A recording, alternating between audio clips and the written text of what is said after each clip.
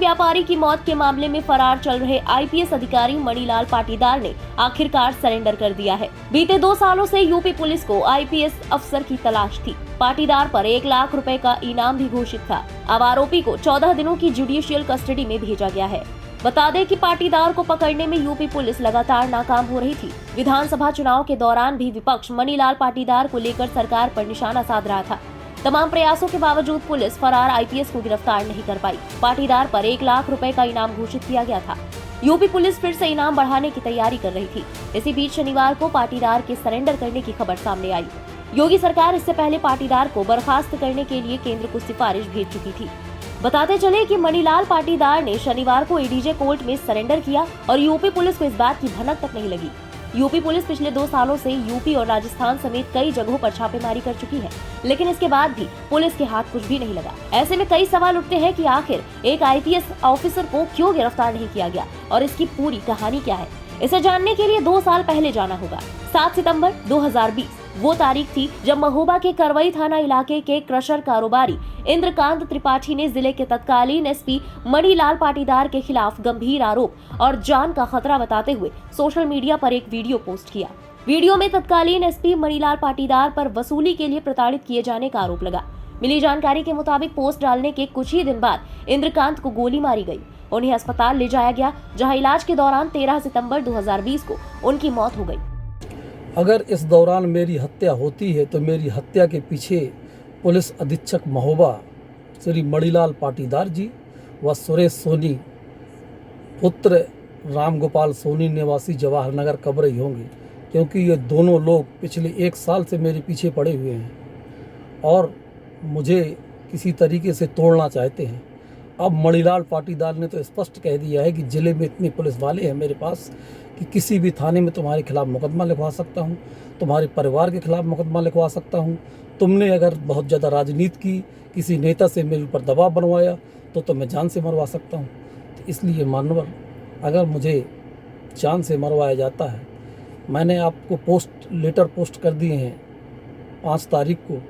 वो लेटर पहुँचने के बाद या पहुंचने से पहले भी मणिलाल पाटीदार मेरी हत्या करवा सकते हैं। अगर इस बीच में मेरी हत्या होती है या मुझे कोई खरोच भी आती है तो इसके पूर्ण जिम्मेदार पुलिस अधीक्षक मणिलाल पाटीदार व सुरेश सोनी होंगे। इंद्रकांत की मौत के बाद उनके भाई रविकांत ने महोबा के पूर्व एसपी मणिलाल पाटीदार पर एफआईआर दर्ज कराई थी। बताया जाता है कि महोबा में एसपी रहते हुए मणिलाल पाटीदार ने जमकर उगाही की। नौकरी करते हुए कुछ महीने ही हुए थे, लेकिन उस पर वसूली और रिश्वत के गंभीर आरोप लगने लगे। आरोप है कि इसी दौरान मणिलाल ने महोबा के क्रशर कारोबारी इंद्रकांत त्रिपाठी से 6 लाख रुपए हर महीने देने की मांग की, मगर क्रशर व्यवसायी ने रुपए देने से इनकार कर दिया। इसके बाद मणिलाल ने व्यापारी को प्रताड़ित करना शुरू कर दिया, जिससे तंग आकर इंद्रकांत ने वीडियो बनाया और सोशल मीडिया पर पोस्ट कर दिया। मामले के ज्यादा उछलने पर पूर्व आईपीएस ने बयान भी दिया था और अपने ऊपर लगे आरोपों को निराधार बताया था। मीडिया सेल के द्वारा अवगत कराया गया कि एक वीडियो वायरल हुआ है इंद्रकांत त्रिपाठी नामक के व्यक्ति द्वारा, जिसमें एसओ कबरई और मेरे खिलाफ आरोप लगाए गए हैं। उक्त आरोपों के संबंध में बताना है कि ये व्यक्ति जुए और सट्टा का बड़ा व्यापारी है और साथ ही मैगजीन की आड़ में इलीगल विस्फोटक का काम करता है। हाल ही में रिवई में पकड़े गए जुए में इस व्यक्ति का नाम आया था और उसी से संबंधित एक नोटिस दिनांक 30/8 को इसको सर्व कराया गया था और साथ ही एसडीएम और सीओ की टीम को लगाकर अवैध विस्फोटक को रोकने के लिए लगाया गया था। इसी बात से शुद्ध होकर इस व्यक्ति ने इस तरह का वीडियो वायरल किया है ताकि वो अपना बचाव कर सके। मेरे द्वारा इस संबंध में जो भी विधिक कार्रवाई है वो कराने के निर्देश संबंधित थाने को भी दिए गए हैं और मानहानि से संबंधित जो कार्रवाई विधिक होगी वो अलग से इसमें की जाएगी।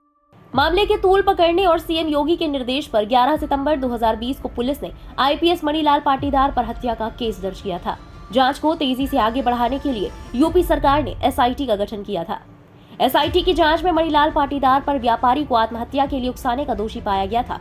इसके बाद से ही सस्पेंड तत्कालीन महोबा एसपी मणिलाल पाटीदार फरार हो गया और 2 साल तक यूपी पुलिस की गिरफ्त से बाहर रहा। पाटीदार के आत्मसमर्पण करने के बाद परिजनों ने संतोष जताया है। इंद्रकांत के भाई ने मीडिया से बात करते हुए कहा कि 2 सालों बाद भाई के हत्यारोपी ने सरेंडर किया है। उम्मीद है कि जल्द ही न्याय मिलेगा।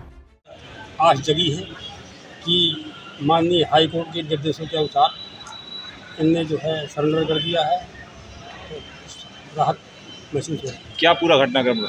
पूरा घटना का एक क्रम ये था कि मणिलाल पाटीदार मेरे भाई छोटे भाई इंद्रकांत त्रिपाठी को प्रताड़ित करते थे।